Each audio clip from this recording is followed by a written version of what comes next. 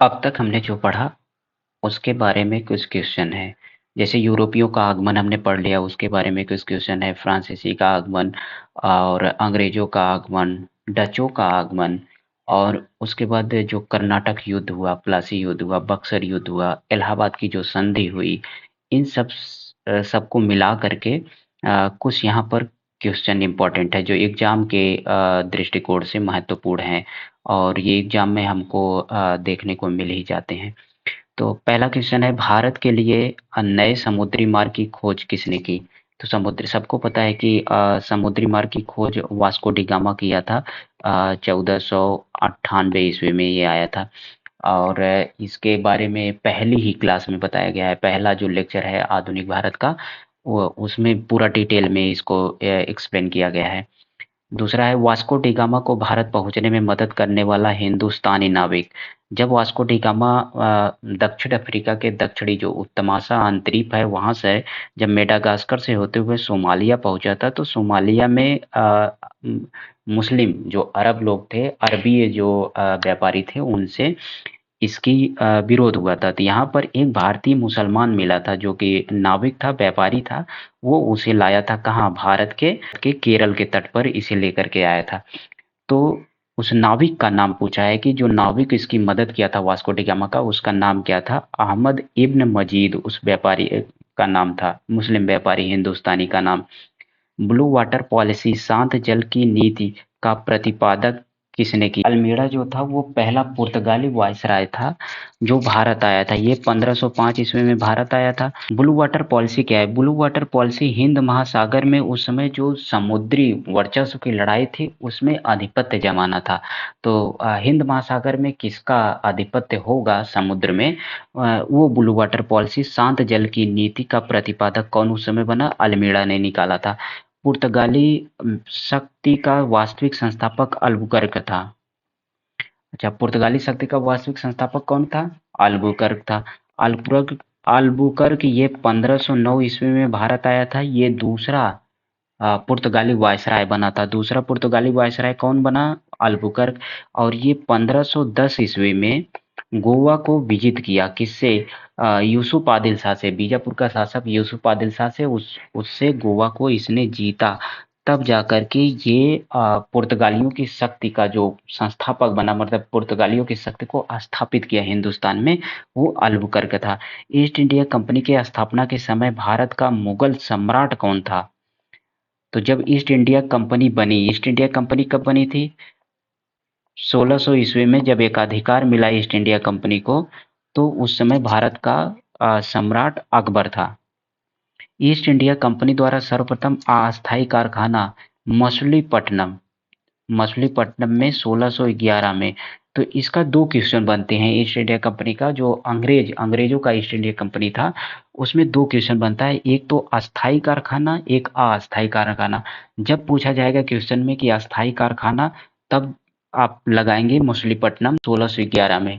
जब अस्थायी पूछा जाएगा तो ये 1613 में सूरत में, जो कहीं-कहीं दूसरा कारखाना दिया जाता है और कहीं-कहीं अस्थायी कारखाना। तो दोनों का उत्तर क्या होगा? 1613 सूरत में। फ्रेंच ईस्ट इंडिया कंपनी का मूल नाम, ये एग्जाम में डायरेक्ट पूछते हैं कि फ्रेंच ईस्ट इंडिया कंपनी का नाम क्या था, अंग्रेजों की ईस्ट इंडिया कंपनी का नाम था। तो ईस्ट इंडिया कंपनी फ्रेंच थी, ईस्ट इंडिया कंपनी डच थी, सबका में ईस्ट इंडिया कंपनी थी, लेकिन सबका नाम अलग-अलग था। तो फ्रेंच ईस्ट इंडिया कंपनी का मूल नाम क्या था? कंपनी देश इंदेश ओरिएंटलेस। देखिए ये इसमें ट्रिक है कि ओरिएंटलेस जब भी आएगा, ये किसी केवल एक कंपनी में है, वो फ्रेंच में है। तो फ्रेंच में ओरिएंटलेस है, ये याद रखेंगे। और ये कब बनी थी? 1664 में बनी थी।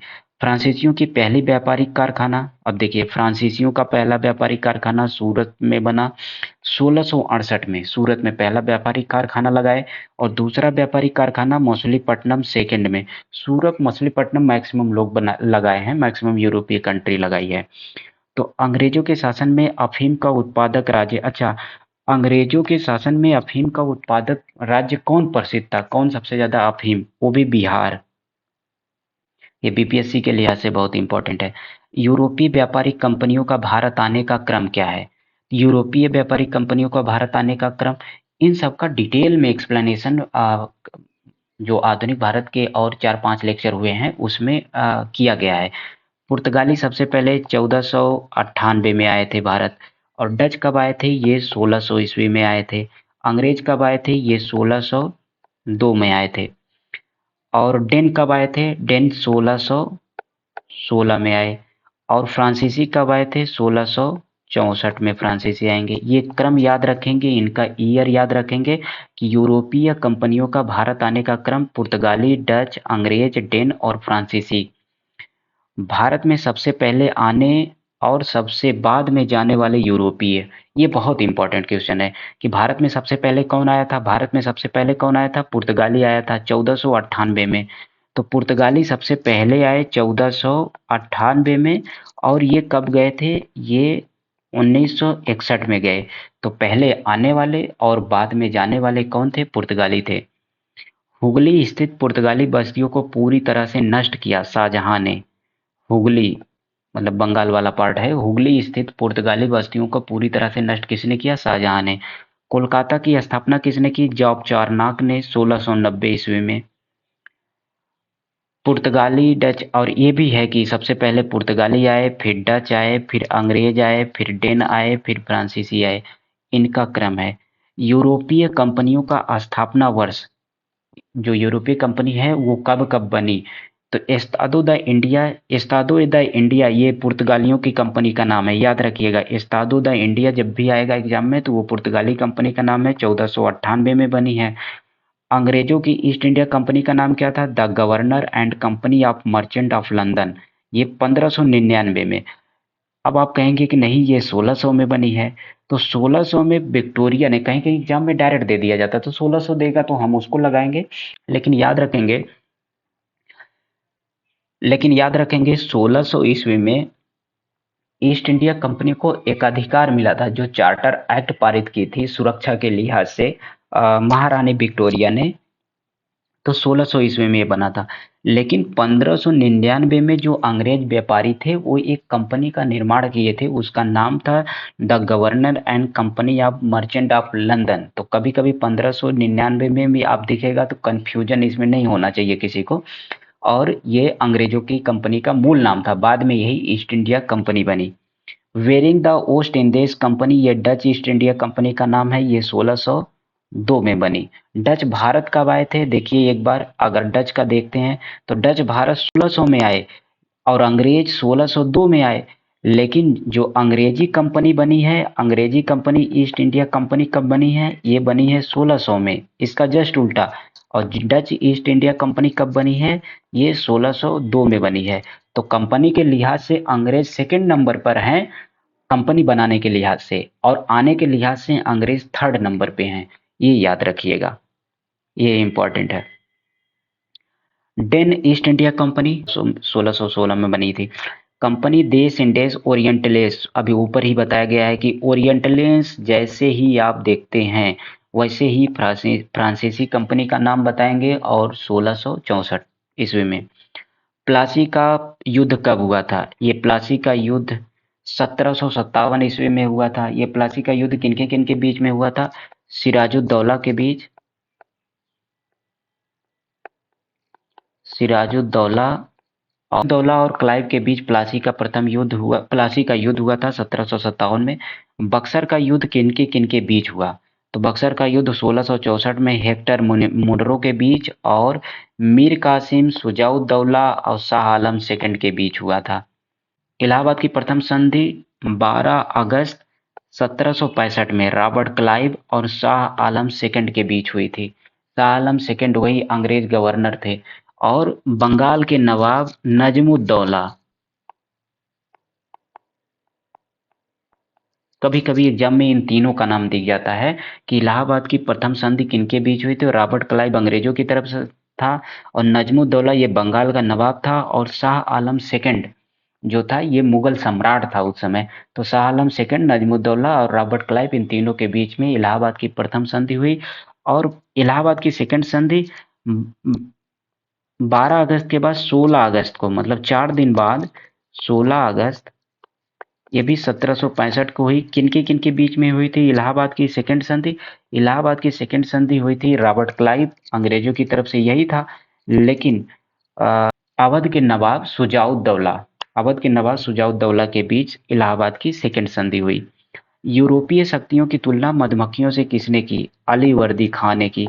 अलीवर्दी खान, अलीवर्दी खां जो था वो बड़ा योग्य शासक था। तो वो सिराजुद्दौला उस समय सिराजुद्दौला, अलीवर्दी खान ने सिराजुद्दौला को अपनी छोटी बेटी के बेटे को, सिराजुद्दौला को इसने नवाब बनाया बंगाल का। और इसने उसको सलाह दी कि जो ये अंग्रेज हैं, अंग्रेज मधुमक्खियों की तरह हैं, अगर इन्हें नहीं छेड़ोगे तो ये शहद दे देंगे, और अगर इन्हें छेड़ोगे तो ये काट खाएंगे। तो अलीवर्दी ने ये मधुमक्खियों से तुलना यूरोपियों की। बक्सर के युद्ध के समय बंगाल का नवाब कौन सा? बक्सर का युद्ध जब हो रहा था तो उस समय बंगाल का नवाब था मीर जाफर, क्योंकि मीर कासिम, शुजाउद्दौला जो अवध का नवाब है, और शाह आलम सेकंड जो सम्राट है, ये तीनों मिलकर के बक्सर का युद्ध लड़ रहे थे हेक्टर मुनरो से। तो उस समय बंगाल का नवाब कौन था? मीर जाफर। कंपनी द्वारा बिहार और बंगाल के लिए नियुक्त दो उप दीवान। तो जब कंपनी जो रॉबर्ट क्लाइव है, रॉबर्ट क्लाइव ने जब बंगाल में द्वैध साधन शासन लागू किया, कौन लागू किया? Robert Clive. तो रॉबर्ट क्लाइव जब द्वैध शासन लागू किया तो दीवानी अपने पास रखा। उसमें समझौता हुआ कि बंगाल, बिहार और जो उड़ीसा की दीवानी है वो कंपनी के पास रहेगी, लेकिन जो निजामत है वो अंग्रेजों के पास, नवाब के पास रहेगी। तो जो नवाब है उनको उसने 53 लाख में निजामत भी खरीद लिया। निजामत मतलब होता है कि जो सैन्य शासन है, सैन्य प्रशासन देखना, कानून व्यवस्था देखना, न्याय प्रणाली देखना, तो इन सबको देखना। तो इनडायरेक्टली निजामत भी कंपनी के हाथ में थी। अब ये डायरेक्ट सत्ता अपने हाथ में नहीं लेना चाहते थे, केवल मुखौटा नवाब का रखे थे। तो उस समय इन्होंने क्या काम किया कि ये भारतीय एजेंटों के द्वारा शासन करना शुरू किया। तो बिहार के लिए जो इन्होंने एक उप दीवान लागू किया, उप दीवान जो नियुक्त किया वो सीताब राय थे। सीताब राय, ये दोनों क्वेश्चन डायरेक्ट पूछता है कि बंगाल के लिए उप दीवान कौन था? सीताब राय। और बंगाल के लिए कौन उप दीवान था? उप दीवान था मोहम्मद रजा खान। ये दोनों इंपॉर्टेंट हैं, याद रखेंगे। प्रथम यूरोपीय एवं पुर्तगाली दुर्ग का निर्माण। अब यूरोपियों द्वारा, यूरोपियों एवं पुर्तगाली मतलब, अगर पुर्तगाली तो सबसे पहले आए ही थे, तो यूरोपीय और पुर्तगाली द्वारा प्रथम निर्माण कौन हुआ? फर्स्ट कोचीन में 1503 में। और सेकंड जो पुर्तगालियों द्वारा निर्माण किया गया था वो कन्नूर में किया गया था 1505 ईस्वी में। कन्नूर में सेकंड जो पुर्तगाली दुर्ग बनाए थे, दुर्ग मतलब वही होता है चारों तरफ से घेर लेते थे और अंदर उन्होंने अपना कारखाना और व्यापारिक जो केंद्र था वो बनाए। तो पुर्तगालियों के बारे में जब पूछा जाएगा तो कोचीन 1503 में, और सेकंड कौन सा है? कन्नूर 1505 में। अंग्रेजों के द्वारा जब पूछा जाएगा तो ये अस्थायी कारखाना मछलीपट्टनम आप लगाएंगे, याद रखेंगे 1611 में। आस और अस्थायी कारखाना की जब बात आएगी तो ये सूरत में 1613 में। और उस समय बादशाह कौन था? जहांगीर बादशाह था। सब पढ़ाया हुआ है, 5 क्लास पीछे हो चुकी हैं। प्रथम डच फैक्ट्री मछलीपट्टनम। अच्छा, डचों की बात करते हैं तो पहली फैक्ट्री उन्होंने मछलीपट्टनम में लगाया। और डचों के द्वारा बंगाल में जो फैक्ट्री पहली पीपली 1627 में। अच्छा, सिर्फ ये बंगाल की बात कर रहे हैं, लेकिन प्रथम डच फैक्ट्री, डच भारत में प्रथम डच फैक्ट्री कहाँ लगी? वो मछलीपट्टनम में, और बंगाल में पीपली में। फ्रांसीसी कारखाना कब लगा? फ्रांसीसी कारखाने की बात करेंगे तो पहला सूरत में 1668 में, और दूसरा जो है मछलीपट्टनम में 1669 में। ये याद रखेंगे, सूरत और मछलीपट्टनम। अंग्रेजों के जस्ट उल्टा, अंग्रेज सबसे पहले अस्थायी कारखाना कहाँ लगाए थे? मछलीपट्टनम में, और अस्थायी बनाए थे सूरत में। लेकिन फ्रांसीसी जो आए, सूरत में पहला ही कारखाना इन्होंने लगाया 1668 में, और मछलीपट्टनम जो है वो 1669 में। प्रथम कर्नाटक युद्ध कब हुआ? कर्नाटक युद्ध ये 1746 से 1748 के बीच प्रथम कर्नाटक युद्ध। कर्नाटक युद्ध जो अंग्रेज और फ्रांसीसियों के बीच युद्ध लड़े गए थे, वो 3 युद्ध आ गया था। तो ये फर्स्ट है, फर्स्ट कर्नाटक युद्ध। इसकी जो संधि हुई थी एक्स आक्सा ला सापेल। इसका एक ट्रिक है, एक्स पी पी। एक्स मतलब आक्सा ला सापेल, पी का मतलब पौंडीचेरी। और सेकंड है पेरिस। तो जो अंग्रेज और फ्रांसीसियों के बीच में कर्नाटक का प्रथम युद्ध 1746 से 1748 में उसकी जो संधि हुई वो अक्सा ला सापेल से संधि हुई थी। और सेकंड जब युद्ध की बात करते हैं तो सेकंड युद्ध कब हुआ था? इनका सेकंड युद्ध 1749 से लेकर के 1754 के बीच हुआ था। और इस सेकंड संधि कब हुई थी? पौंडीचेरी में 1749 में। और थर्ड युद्ध की जब हम बात करते हैं तो ये हुआ था 1754 से लेकर के 1763 में। इसकी संधि पेरिस की संधि भी खत्म हुई थी। तो यक्स पीपी याद रखेंगे, पहली आक्सा ला सापेल, दूसरी पौंडीचेरी और तीसरे पी से पेरिस की संधि। तीसरा युद्ध यहाँ खत्म हुआ। वेदरा का युद्ध कब हुआ था? अंग्रेज और डचों के बीच वेदरा का युद्ध 1759 ईस्वी में हुआ था और यहीं से डचों का जो अस्तित्व है वो खत्म हो गया, मतलब प्रतिद्वंदिता खत्म हो गई, लेकिन उनका कुछ व्यापार चलता रहा। मेरी का युद्ध 1760 में हुआ। यहाँ अंग्रेजों द्वारा फ्रांसीसियों का अंत हुआ, मतलब यहाँ पर फ्रांसीसी जो उनका आधिपत्य था, उनका वर्चस्व था, वो वांडीवास के युद्ध 1760 से खत्म हो गया।